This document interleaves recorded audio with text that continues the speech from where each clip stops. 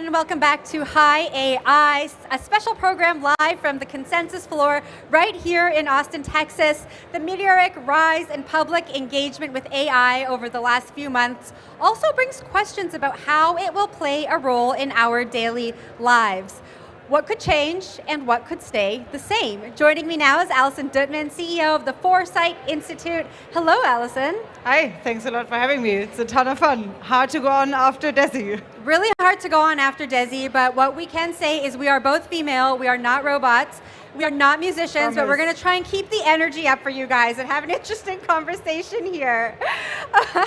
So why don't you start off by laying the foundation for our audience. What's the Foresight Institute?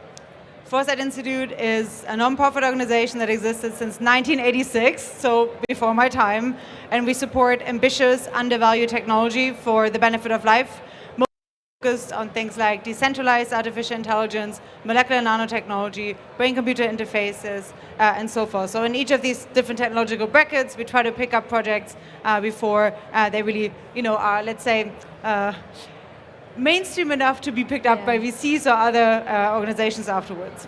Tell me a little bit about the evolution of AI. Oh, wow. Well, the evolution, I think, is an interesting one, and also obviously much predates my time, but I think there be at least developments recently that have been rather interesting, and they kind of point more towards perhaps like more of a centralizing framework. I think most people are aware here recently, Microsoft teamed up Google teamed up with Anthropic, another AI lab, and now you even had DeepMind and Google Brain merging. So you see a lot of mergers happening, really for leveraging more compute. Then you also have perhaps a little bit more a push towards generalization happening. There's been an interesting paper on sparks of artificial general intelligence with ChatGPT 4 that just was released. I'm really laying out how AI systems may already have first versions of a theory of mind.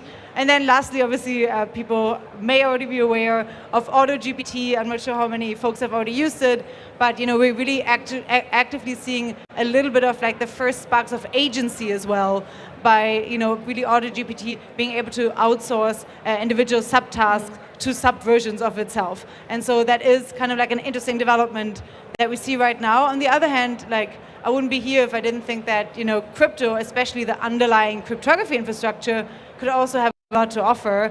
I think that reminding ourselves back on really the principles and virtues of the space is really interesting. You have a lot of red teaming efforts that have happened in crypto since the early days, and that I think are going to be really, really, really important if we want to make sure that future AI systems stay on track and can be accurately red teamed. Secondly, you have really good experience in the space of crypto with avoiding things like collusion of different agents, right? In a multi-agent system, that's something you really want to avoid. AI is colluding against humans.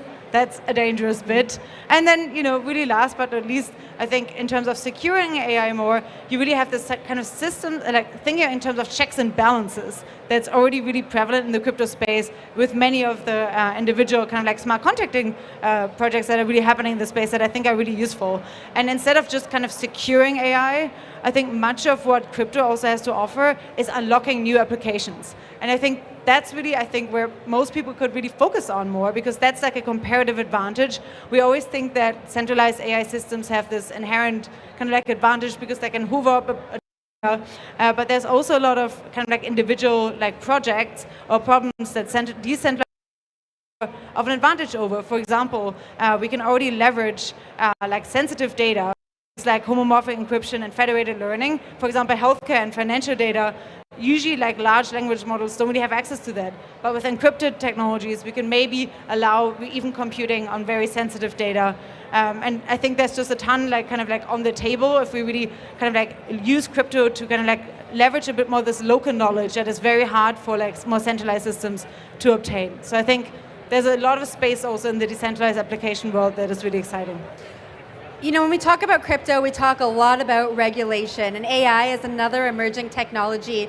I'm sure has its challenges to face when it comes to regulation. How are folks like you who are operating in the AI space thinking about regulation? What's going on there? Well, I think it's a really, really kind of it's a pressing problem right now. It has always been relatively theoretical in the past.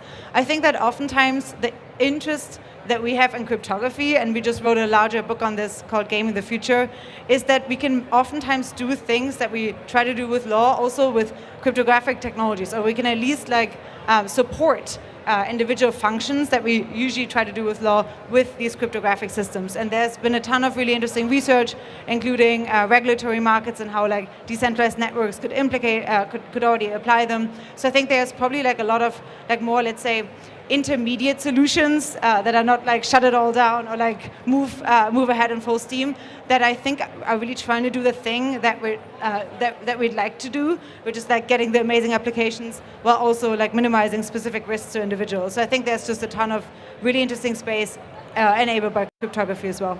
So AI is embedded all throughout this show. We had a robot in the last segment. We had AI write a question or two for you. So the first question, written by AI, is how does your team approach the ethical implications of using artificial intelligence?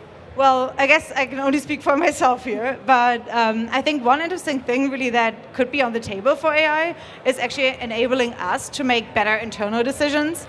I've already used ChatGPT 4 as my own internal epistemic advisor. Oftentimes, if I'm not sure about a moral dilemma that I have, or just generally what to do, I can have ChatGPT 4 walk me through specific scenarios, walk me through biases that humans usually face with this, and walk me through potential solutions. And so I think really outsourcing a little bit of that kind of thinking and of that usually kind of crowdsourcing that we do with other humans internally with our own personal assistants, I think allows us to also become ultimately more the people that we wish we were by having this kind of internal loop in our head. That's at least what I'm hoping for.